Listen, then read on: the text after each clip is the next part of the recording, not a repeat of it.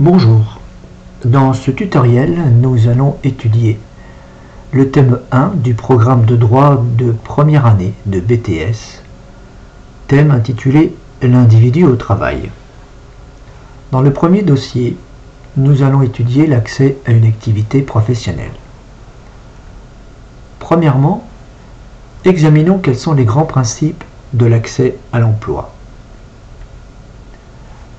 Chacun a le droit d'accéder à une activité professionnelle.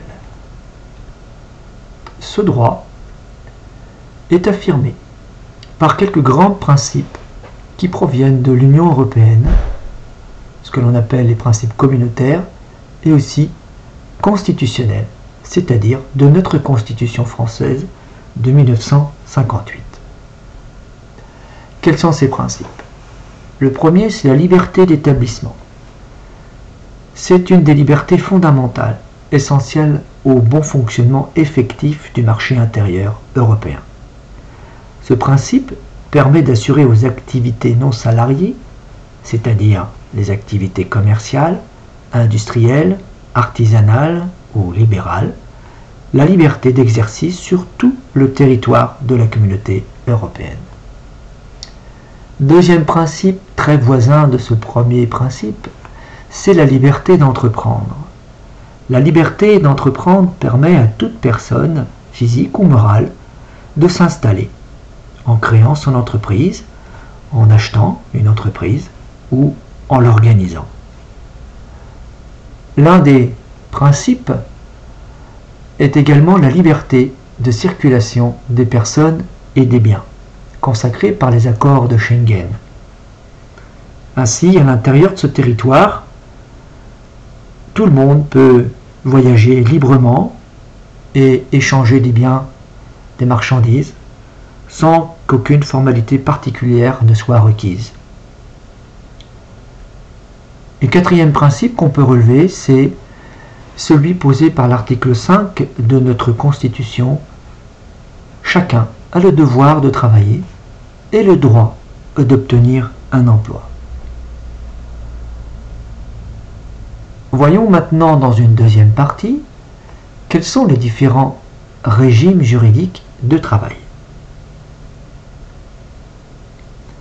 Alors, régime, il ne s'agit pas du régime de banane, ni du régime alimentaire. Qu'appelle-t-on régime juridique? Le régime juridique représente toutes les règles du droit qui s'appliquent à une situation donnée. Une activité, une personne, une institution. Trois régimes juridiques composent l'activité professionnelle. On distingue le régime du salarié de droit privé, le régime juridique du fonctionnaire et le régime juridique du travailleur indépendant. Examinons chacun de ces trois régimes. Premier régime, le régime juridique du salarié de droit privé. Il exerce son activité dans un contexte de subordination à l'égard de son employeur. Premier point, et il est très important. Deuxièmement, il est lié à son employeur par un contrat de travail. Troisièmement, il perçoit une rémunération, appelée le plus souvent salaire. Quatrièmement, le salarié de droit privé travaille dans l'intérêt de son entreprise.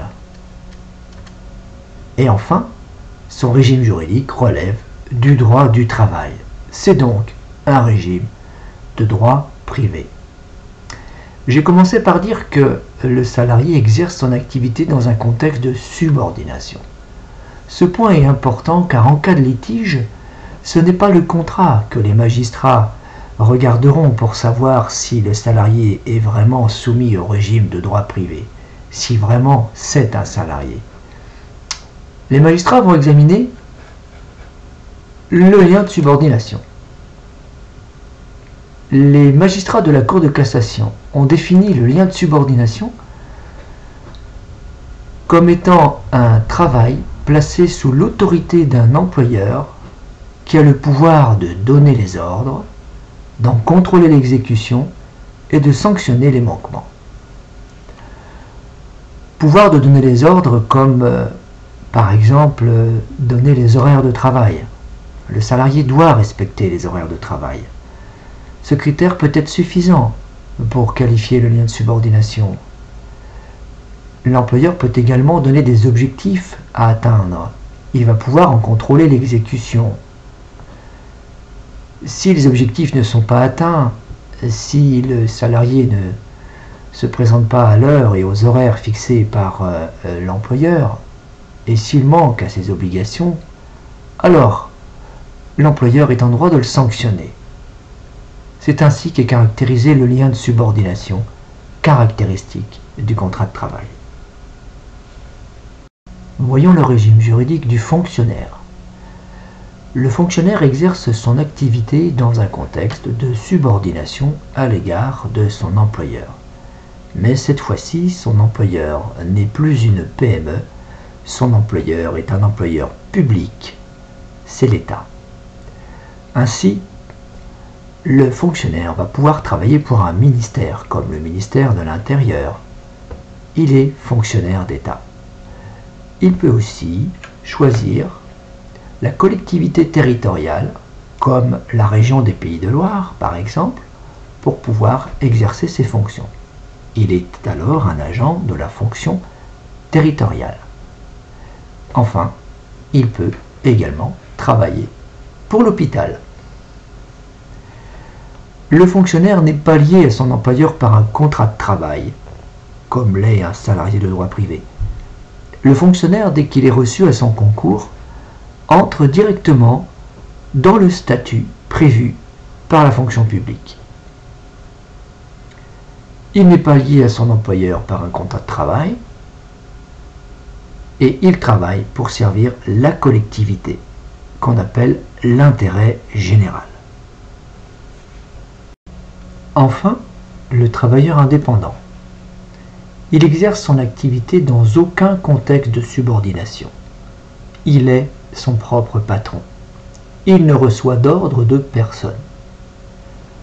À l'inverse des deux premiers régimes, le salarié de droit privé comme le fonctionnaire travaillent tous deux dans un contexte de subordination, tandis que le travailleur indépendant, restant son propre patron, ne travaille pas dans un contexte de subordination.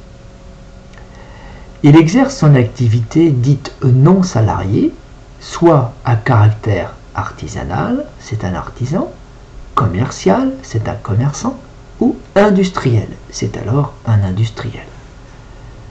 Son activité est soumise aux règles du droit privé, parmi lesquelles on retrouve les règles du droit du travail, qui seront appliquées sur les contrats de son personnel, les règles du code du commerce, du code de la consommation pour ses activités, et également le code civil pour tous les contrats comme les contrats de vente, contrats d'approvisionnement, contrats de sous-traitance, etc. Il travaille dans son intérêt personnel.